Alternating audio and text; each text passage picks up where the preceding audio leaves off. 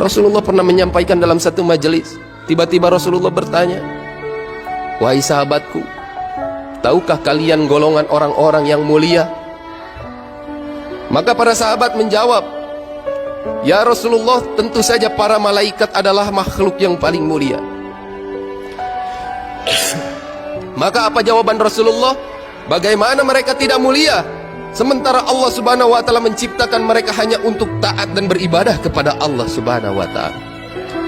Namun bukan itu.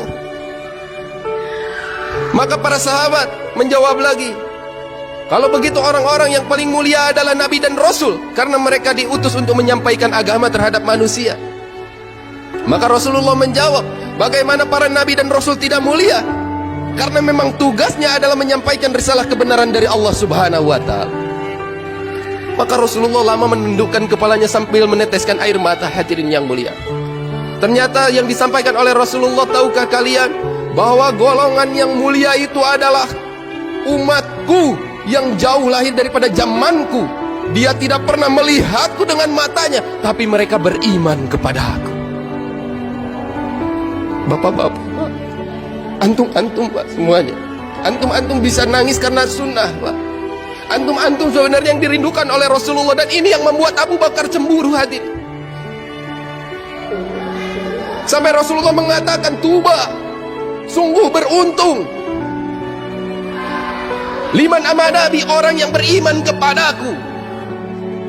Waroni marotan, beliau mengucapkannya satu kali. Tapi Rasulullah tidak berhenti sampai di situ. Beliau mengatakan sampai 7 kali, tuba, tuba, tuba, tuba, sampai 7 kali. Sungguh beruntung, beruntung, beruntung, beruntung liman amanabi, orang yang beriman kepadaku namun matanya tidak pernah melihatku. Ajib. Wadidtu ani lakitu ikhwani, aku rindu terhadap saudaraku, kata Nabi. Maka para sahabat hari itu cemburu dan bertanya, ya Rasulullah, kami saudaramu. Awalaisa nahnu ihwanuk, bukankah kami saudaramu? La, kata Nabi, bukan. Saudaraku adalah orang yang beriman kepadaku, namun mereka tidak pernah ada kesempatan berjumpa dan melihatku. Bapak-bapak harus yakin Pak, ulama kita mengatakan satu orang menghidupkan sunnah Nabi, maka hari ini Rasulullah tersenyum-senyum hadir. Berapa banyak orang hari ini yang meninggalkan sunnah Pak? Datang sholat Jumat pakai lepis Pak. Datang sholat Jumat tidak menggunakan penutup kepala. Tidak ada yang mengingatkan. Sementara Rasulullah rindu terhadapnya hadir. Tapi asbab bapak-bapak keluar 3 hari, bapak-bapak mengenal sunnah, maka Allah tanamkan sifat ingin menyampaikan terhadap orang yang belum tahu. Asbab siapa Pak? Asbab risau Nabi. Nabi itu nggak pernah memikirkan dirinya sendiri hadirin. Bahkan sampai di sakaratul mautnya, apa yang terucap dari lisannya kecuali umat hadirin. Hari ini orang banyak lupa terhadap umat hadirin. Lebih banyak berhajat terhadap keinginan diri sendiri terhadap harta, memperbanyak harta, menumpuk-numpuk harta hadirin. Padahal kita tahu bahwa dunia hanyalah seperti bangkai hadirin. Kenikmatan dunia tidaklah lain seperti jarak daripada lidah sampai ke tenggorokan, gak ada lagi. Rasulullah jauh memikirkan hal itu hadirin. Bagaimana setiap umatnya masuk daripada surganya Allah. Ada salah seorang sahabat Nabi yang dia melakukan satu amalan masjid setiap harinya. Beliau meluangkan waktunya selalu berada di pojok kanan saf paling depan. Dan ternyata hadirin yang mulia, ketika para sahabat berlomba-lomba mendekatkan rumahnya kepada Masjid Nabawi, hari itu dia justru menjauhkan rumahnya daripada Masjid Nabawi. Terdengar kabarnya kepada Rasulullah, maka disampaikan ada seorang sahabat menjauhkan rumahnya daripada masjid. Panggil oleh Nabi, kenapa engkau menjauhkan rumahmu daripada masjid? Maka sesungguhnya ya Rasulullah, aku telah mendengar hadis daripada engkau bahwasanya setiap langkah ke masjid Allah akan memperhitungkannya. Maka aku membuat rumah yang paling jauh. Dalam satu riwayat, mendekati pintu gerbang Madinah, jadi paling jauh, paling ujung. Untuk datang ke masjid dia membutuhkan waktu 3 jam sebelum sholat dimulai. Ini masalah sholat Pak. Bapak-bapak sekarang jadi da'i, untuk sholat jangan mendengar dulu azan, sebelum azan sudah jalan ke masjid. Ini sahabat hadirin yang mulia, 3 jam sudah ada di saf paling depan di pojok paling kanan. Bapak bayangkan ketika sholat subuh dia datang jam berapa ke masjid? Kalau perjalanannya 3 jam.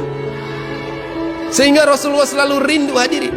Namun tiba-tiba ketika satu majelis, sahabat tersebut tidak ada di saf paling depan. Para sahabat hari itu tidak ada yang paham, tidak ada yang risau terhadap salah satu sahabat yang tidak ada.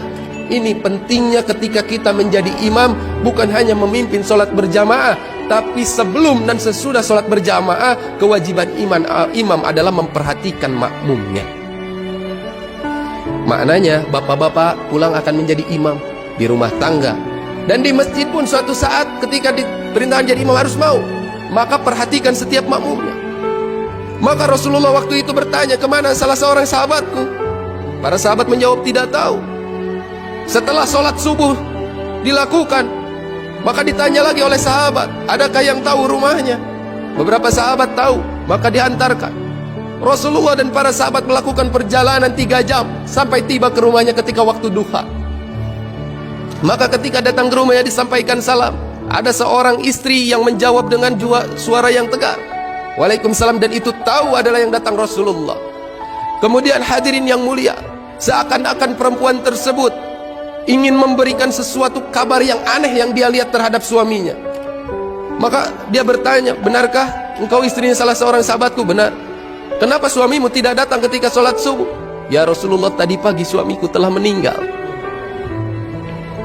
Lihat keadaan wanita yang beriman, dia tegar menghadapi. Biasa saja, walaupun dalam keadaan bersedih, dia bisa seperti itu. Suamiku sudah meninggal, namun ya Rasulullah, aku melihat pemandangan yang tidak biasa atas suamiku ketika akan meninggal. Rasulullah paham apa yang akan disampaikannya, namun ini pelajaran bagi para sahabat yang mengikuti Nabi. Maka disampaikan apa yang terjadi ketika sakaratul maut suamimu.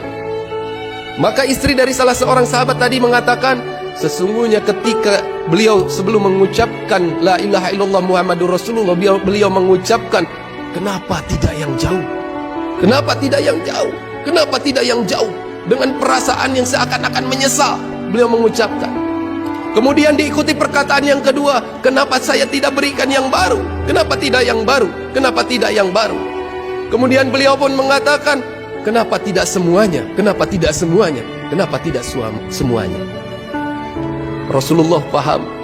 Maka Rasulullah menyampaikan, sesungguhnya sahabatku, Allah buka hijabnya di sakaratul maut. Allah tampakkan di mana posisi surga dia dan di mana letak dirinya. Jadi diperlihatkan surganya.